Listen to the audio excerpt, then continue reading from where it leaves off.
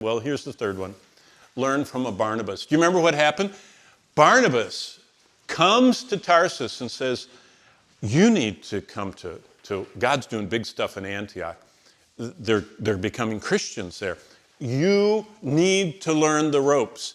And what's interesting is Barnabas towered over the New Testament church, and that giant comes and gets Paul, and after 3+ years, look what happens.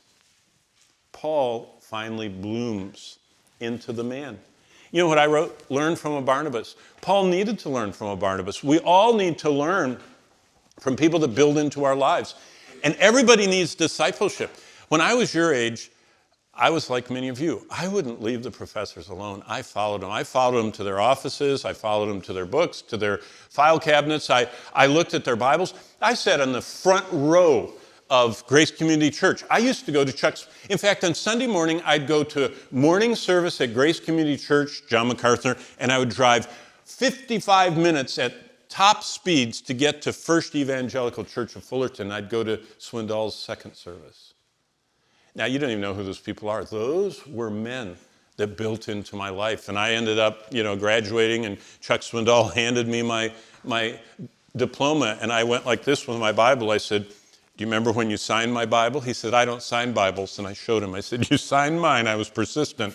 But God designed all of us to need discipleship. And I remember the man that taught me to read the Bible repetitively. I remember the man in college that taught me to memorize Scripture. I mean, I memorized it because I had to, but because I wanted to, I learned that. So think of Paul's 3 years in Antioch. And what did he learn? Do you all know this verse? Do you all know Galatians 2:20? How many of you could quote it right now? Oh, I am crucified. There, Abby, with Christ. Nevertheless, I live.